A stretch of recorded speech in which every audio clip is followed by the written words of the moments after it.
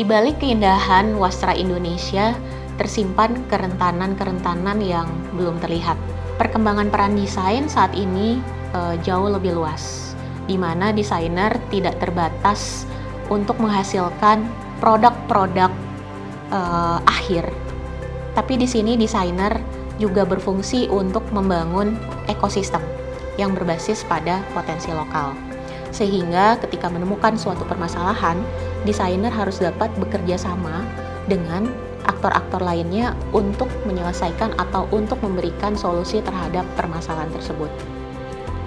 Berdasarkan perkembangan tersebut, riset ini menerapkan sistem quadruple helix, pola kolaborasi yang melibatkan akademisi lintas kepakaran, yakni desain mode, manajemen, dan ekologi, bersama mitra utama yaitu Yayasan Sekar Kawung, pengrajin lokal, serta komunitas muda di wilayah riset.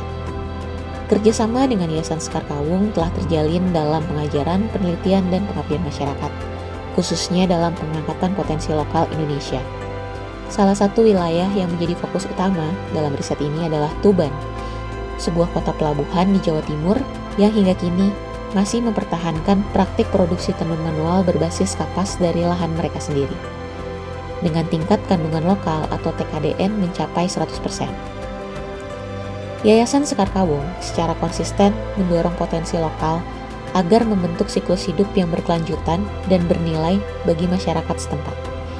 Namun dari berbagai upaya yang telah dilakukan, masih terdapat celah yang membutuhkan penguatan, khususnya dalam membangun keterhubungan antara proses lokal dan ekosistem yang lebih luas. Dari kondisi tersebut, dalam riset ini terdapat dua permasalahan utama yang menjadi fokus. Pertama adalah invisible complexity, proses penciptaan produk dari hulu ke hilir, mulai dari praktek pertanian, produksi manual, hingga produk sampai ke pengguna akhir, masih belum dikenali secara luas oleh publik.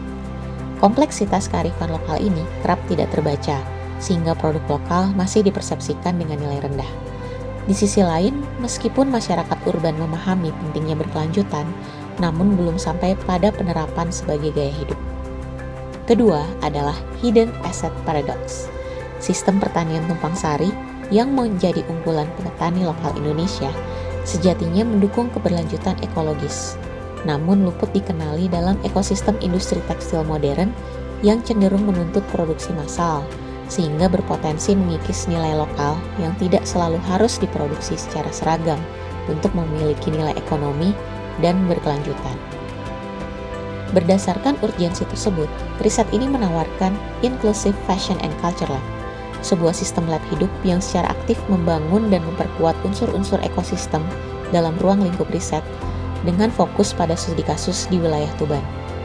Pendekatan ini dirancang sebagai ruang kolaborasi sistematis yang memungkinkan pertukaran pengetahuan, pembacaan nilai, serta penguatan relasi antar aktor secara berkelanjutan.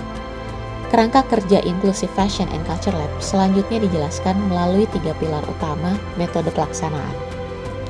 Kami menjawabnya dengan 3 pilar. Pilar pertama adalah Place-Based Scientific Method. SITH ITB hadir untuk memvalidasi kompetensi yang tersembunyi tadi. Kami meneliti serat dari keanekaragaman hayati yang berpotensi agar bisa diolah menjadi tekstil. Kami mengubah tanaman sampingan menjadi cadangan bahan baku yang tangguh terhadap perubahan iklim. Pilar kedua adalah Design as a Service Framework. Kami mengubah paradigma dari trend-driven menjadi supply-driven design. Service design menghadirkan rangkaian proses dari hulu ke hilir dalam model digital yang terstruktur dan dapat diakses oleh para aktor, pemangku kepentingan, dan user. Oleh karenanya, sistem ini lebih inklusif dan berkelanjutan. Pilar ketiga adalah Urban Plant Intervention. Kami membawa narasi kekayaan hayati ini ke kota. Masyarakat urban diajak menjadi citizen scientist, menanam bibit tumbuhan atau bibit lokal, dan memahami bahwa selembar kain adalah hasil harmoni biodiversitas, bukan sekedar komoditas pabrik. Metode dan dampak, mikro, meso, dan makro. Terdapat berbagai pendekatan dalam sistem manajemen berkelanjutan, salah satunya adalah circular bioeconomy. Dilengkapi digital traceability, dari manajemen Maranatha kami memvisualisasikan perjalanan material ini menjadi aset branding premium yang transparan. Melalui sistem manajemen berkelanjutan, positioning dari Yayasan Sekar Kawung dapat hadir sebagai yang pertama brand sovereignty, di mana produk yang dihasilkan dikenal sebagai produk berkelanjutan dari proses riset, produksi, distribusi, afterlife dari hulu ke hilir.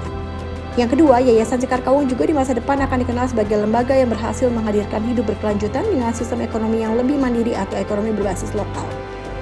Beriringan dengan pengembangan manajemen berkelanjutan, kami pun merancang strategi desain untuk penguatan ekosistem berkelanjutan. Melalui strategi desain yang mempertimbangkan serta mengarahkan atau mengenalkan perilaku konsumsi dan wawasan pengguna terkait produk berkelanjutan. Produk Tuban sendiri akan bertransformasi dari produk lokal yang potensial menjadi produk lokal penyedia gaya hidup berkelanjutan bagi masyarakat perkotaan. Produk Tuban juga akan menghasilkan nilai kemewahan baru yang berbasis pada kelestarian alam lokal, tervalidasi sains, dan memiliki jejak ekologis yang bijak. Dampak dari program ini menyasar pada 3 dampak utama. Pertama adalah dampak mikro, di mana dampak tersebut akan diterima oleh aktor-aktor yang terlibat dalam program ini.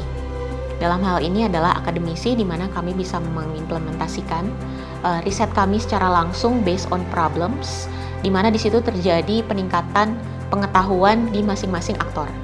Ya, dalam hal ini desain mode menjadi belajar berdasarkan ekosistem, kemudian bagaimana membangun produk berdasarkan analisis manajemen yang berkelanjutan. Kemudian juga dari Yayasan Sekar Kawung, mereka bisa membangun kapasitas utama mereka dalam membuat wilayah-wilayah di Indonesia semakin berdampak dan semakin bersuasembada, baik dari sisi ekonomi maupun dari sisi sosial dan intelektual mereka. Kemudian dampak yang kedua adalah dampak pada level meso. Dampak pada level meso di sini terjadi melalui sistem co-creation yang terjadi antara para aktor. Di sini kami belajar untuk penguatan sistem kolaborasi dalam pembelajaran yang menghasilkan riset-riset yang lebih berdampak secara inklusif dan berkelanjutan.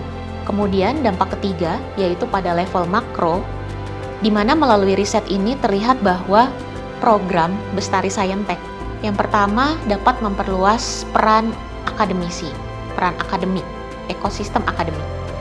Lalu kemudian dapat menghasilkan model-model kerja yang berbasis kolaborasi yang dapat digunakan atau dikembangkan bagi potensi-potensi lokal yang ada di wilayah-wilayah Indonesia yang lain. Dari kekayaan potensi lokal wilayah Tuban, kami berusaha untuk menghadirkan cetak biru nasional untuk bioekonomi Indonesia yang lebih tangguh. Sekian dari proposal Universitas Kristen Maranatha untuk program Bestari Saintek. Terima kasih.